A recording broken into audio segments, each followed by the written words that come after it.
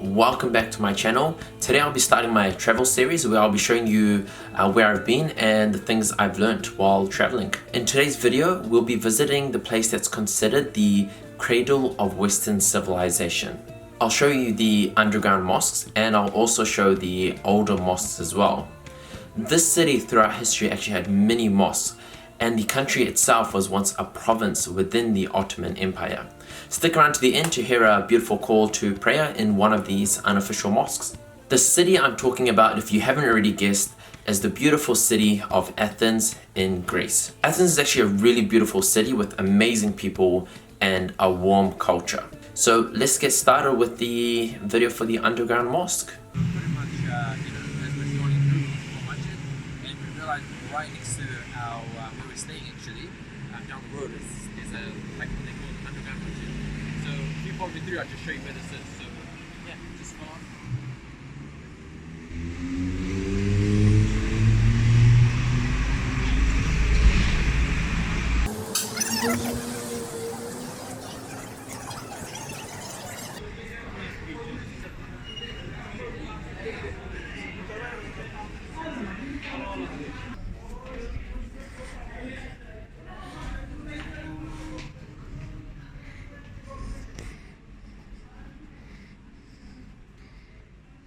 Now, as you can see with this video, we had to go downstairs, and it was like going underground. So that was one example. There was another mosque we visited as well, which actually, when you'd go into the area, it was just like an area with a lot of graffiti. Every area was like tagging, and it was just like an area you wouldn't want to be in. So it was kind of hidden away from the public's eye, and that's how those makeshift mosques are in Athens. Unfortunately, a lot of the locals are complaining as well, where they actually have been brought up and they are not first generation, they're second, third generation Greeks in Athens, who actually, their Greek counterparts who are Christian have big beautiful churches that they get to go pray in, and when it's time for them to pray, they have to go into an underground garage-like mosque. And this just shows the inequality between citizens based on faith. You'll be surprised to know that the Parthenon on the top of the Acropolis was actually once a mosque. It was a big mosque with the minarets on it. However, it was destroyed during an attack by a Venetian general. And then after this attack, the Ottomans actually rebuilt a smaller Jamia mosque within the compound of the Parthenon to make sure that they didn't disrupt the architecture that was left standing. I was informed that the Ottomans actually purchased the Parthenon from the Orthodox Church, as the Orthodox Church didn't want to associate itself with a building that had pagan roots.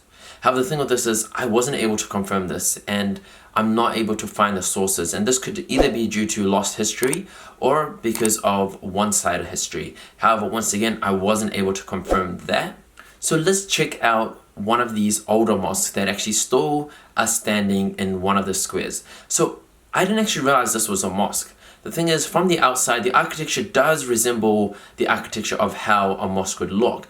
However, the thing is, when we were checking on Google Maps where the closest mosques were, that didn't actually pop up. And the thing is, when you go inside, it actually is now a museum for Greek art. And when you go inside, you can still see the member, you can still see the original resemblance of how the mosque was. However, this mosque was actually right outside a train station. And the name itself is actually, from looking at it, it's a little bit difficult to read, but from looking at it, the way I see it, it's the Tzistarakis Mosque. And yeah, if you are in that area, it's something to check out because it still has the history of the mosque there. When we were visiting one of the temples, as we were going sightseeing, we visited a mosque called the Votanikas Mosque of Athens. So this mosque actually was only reopened 3 years ago.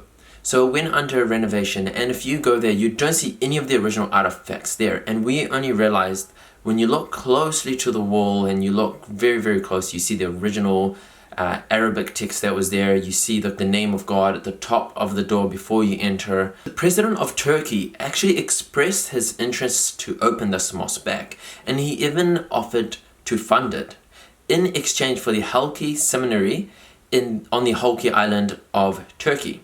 However, the Greek authorities haven't accepted this offer. While learning the history of Athens, We also found out that there was once an official mosque there too. So this official mosque, after many years of delay, was opened up in 2019. However, when we visited near the end of the year, it actually was already closed. And this was due to a lot of backlash from the local community as to why there was a mosque being opened up in Athens. And it's quite sad to see as well, because this mosque, although it was opened up as the official mosque, it was under the control of the Greek government. So they got to appoint who would be the leader for it. And at the same time as well, the space was only designed to accommodate 400 people for a population of almost 200,000 Muslims in that one city. As mentioned, Athens was a beautiful city and it had so much rich history to offer. And when we were there, we didn't just visit the Islamic sites, but we went and visited all the different locations to learn as much of the history as we could. Because the more knowledge you have, the more open you are to understanding where the people come from and the roots of their identity.